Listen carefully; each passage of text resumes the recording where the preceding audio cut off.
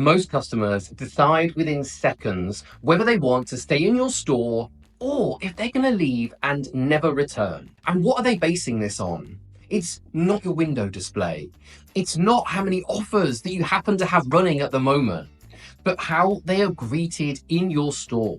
So if you or your team are getting this wrong, you could be losing money every single day and not even know it. So in today's video, I'm going to show you the exact way that you should be greeting your customers that makes them feel welcomed and not pressured, engaged and not cornered, and ready to buy and not just browse. Most retail teams are either doing too much or simply not enough.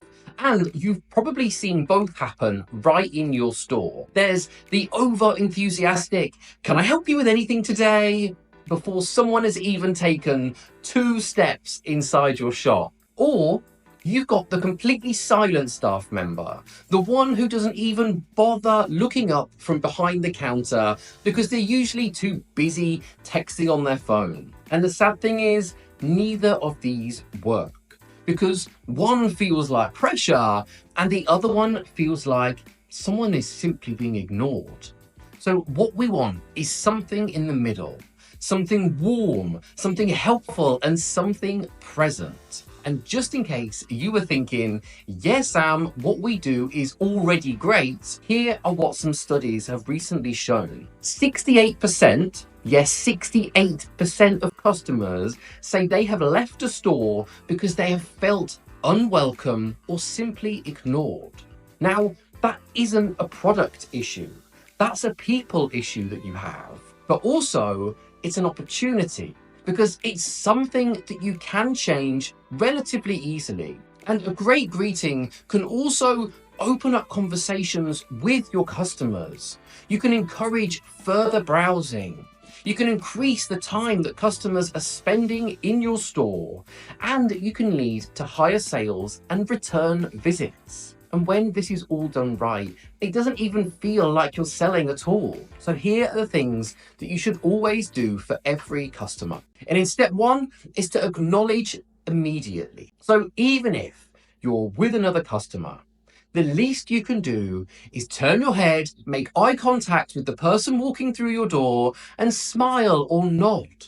Nobody wants to feel invisible, because within 5 to 10 seconds of entering your store, your customers are subconsciously asking themselves, am I welcome here? Is this a place that I really want to spend my hard-earned money? So if you're ignoring somebody, even unintentionally, this can start creating distance and discomfort, and it can force them right out the door. So we always want to make sure that you're looking up the moment somebody enters. Even if you're mid-conversation or if you're busy working on the till, then a simple smile, nod or hi goes a long way in showing customers that they have been seen and that they matter in your store. If you're with somebody else, use polite, inclusive language like, "Lovely to see you. Feel free to have a browse and I'll be over with you shortly." We really want to make sure that you avoid the staff huddle effect, where you've got team members, but they're all so engrossed in their own conversations that they don't even see customers walking through your door, let alone pay them the attention that they deserve. You need to instill in your team that without customers, they are not getting paid. So we need them to realize that they should be giving their full attention to every person that walks through your doors. Step 2, use a non-salesy welcome. We want you to try, "Hi there, welcome. Take your time. If you need anything, I'm just over here." Or, "Lovely to see you. Feel free to have a browse. Let me know if you would like any help." You notice what's going on here. You're giving permission to browse. Plus, you're showing your presence without being overbearing or demanding their attention from you. Most shoppers dread being sold to. In fact, 56% of people say they actively avoid talking to salespeople altogether because they fear they're going to be pressured or manipulated into buying something they don't want or need. So, a non-salesy greeting removes the pressure while still offering help.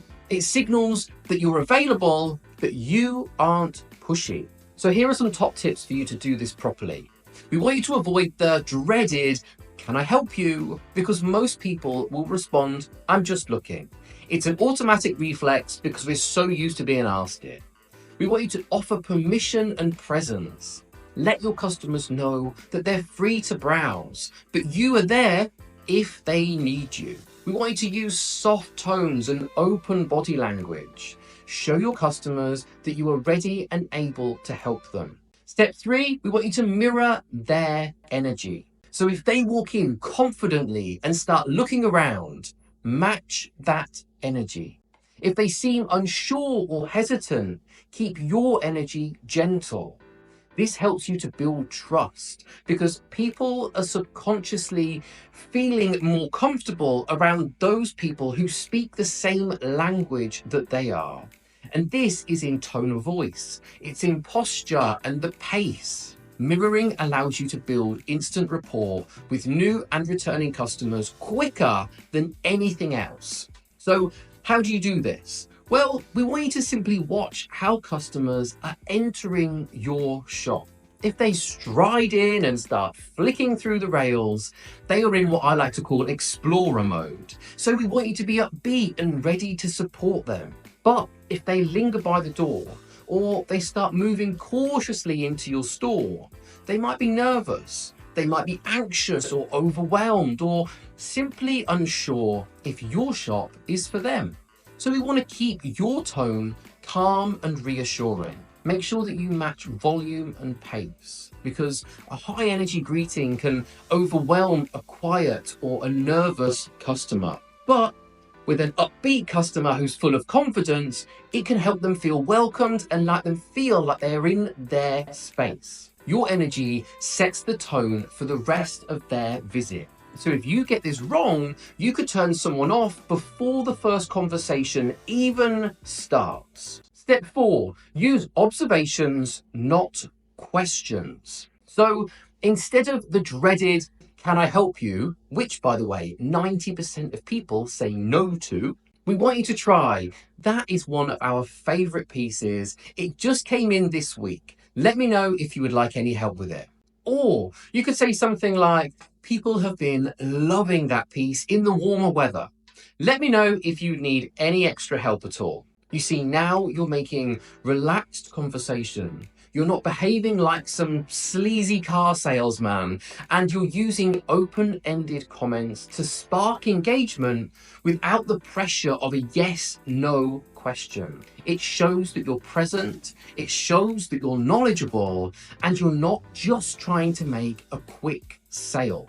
So some top tips for you to do this are to look for natural moments to speak. Think of when a customer stops, they touch something, or if they linger on a specific item. Offer a comment that adds context, value, or a story. You could try something like, "That one has been flying off the shelves. We had someone buy it for a wedding last week." Or you could say something like, "We've got that in 3 colors because we think the fabric is so beautiful." You see, it's important to avoid questions that make your customer feel like they're being trapped into needing to answer you. Think about observing instead of probing. So now I've given you some top tips. Here is what we want you to avoid, literally like the plague, so that you don't send your customers running for the hills. We don't want you to pounce on them. We want to make sure that your customers are having a few seconds to breathe. Pouncing on them feels like pressure. It gives customers no time to orient themselves in your shop, to take in your space, or build interest. It signals, "I want something from you," instead of, "You are welcome here." So the best tip I can give you for this is to count to 5. Give customers space to get a feel for your shop before initiating a conversation or an observation. Be present but subtle. So go and straighten the shelves nearby or fold stock that's close enough to be seen, but you don't feel like you're intruding into their space. We want you to avoid following a few steps behind them because it feels like you're simply stalking them around the store instead of giving them the great service that they deserve. Don't pressure anyone. If someone says, "I'm just browsing," we need to be respectful of that.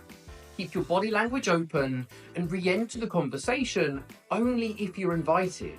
That builds trust so fast because pushing after someone's giving you a soft no, well, this immediately breaks trust. It makes customers defensive, and worse, it can make your store feel like a trap instead of a space that's there to be enjoyed. Customers want to feel that they are in control. You earn more sales by letting them feel like they are leading instead of steering them into a sales pitch. So, when someone says they're browsing, we want you to respond with, "Perfect. Shout if you need anything at all." Or you could say, "Enjoy having a look. We've got a few new pieces in that have just landed today. Let me know if you would like any help with them."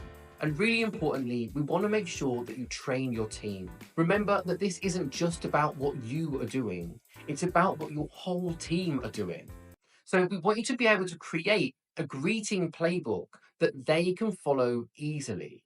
Now, this is crucial and it's something so many stores don't have because consistency equals confidence for your customers. But remember, every team member brings different experience levels, different personalities, and different comfort zones. A well trained team can greet your customers with confidence and warmth that leads directly to more sales and happy customers. So, here are my top 5 tips for creating a brilliant greetings playbook. The first is to provide different greeting options. Work with your team to offer a range of brand approved opening lines that they can personalize. Break it down into a day where you're quiet, a day where you're busy, a day where you're greeting families versus solo shoppers. Whether you're greeting gift buyers versus people who want to treat themselves. Then we want to teach body language, do's and don'ts.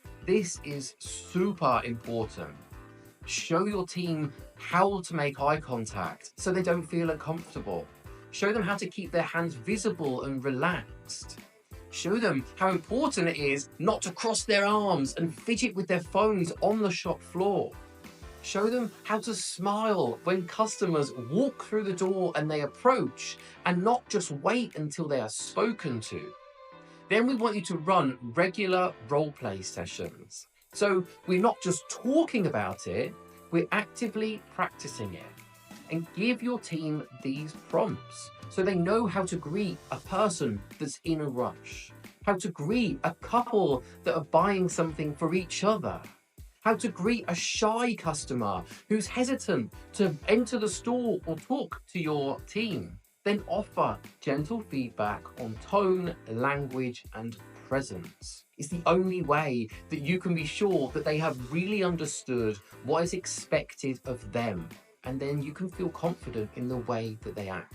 We want to replace these autopilot phrases with customer-led language, because most shop staff are still relying on the same tired, boring lines that your customers have just learned to tune out and ignore. So if you want your team to spark real conversations that lead to sales, you need to train them to speak with purpose and not on boring autopilot.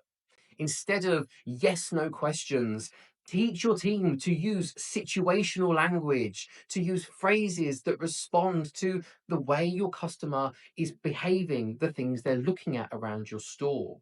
The goal is to make each interaction feel natural, helpful, and personal, just like a normal conversation, instead of a horrible sales pitch. And step 5 is to make it easy to refresh. So once you've created your book, We now want to create a one-page cheat sheet that can sit in your staff room or in your training folder. Keep it short, keep it practical, and keep it brand aligned so it is super easy for any of your new staff as well as your existing staff to follow. Great greetings are not about being pushy or salesy or sleazy. They're about being helpful and confident and knowledgeable. Train your team to understand this. Give them the tools that they need and watch your sales grow without you having to stress and struggle any further. So, next time somebody walks into your store, remember you're not just saying hello. You're either opening the door to this future customer that can be with you for years, or you're slamming it shut in their face. It all starts with a warm, well-paced welcome. Done well, it turns browsers into buyers and buyers into loyal regulars. So if you found this video helpful, I would love it if you hit that like and subscribe button to receive new videos released every Monday. And if you want personalized help turning your retail business into the destination it deserves to be and to become a retail CEO, book your free discovery call with me today. You will walk away with clear strategies tailored to your business. Simply click the link in the description. Thanks for watching, and I'll see you next week. Have a great day.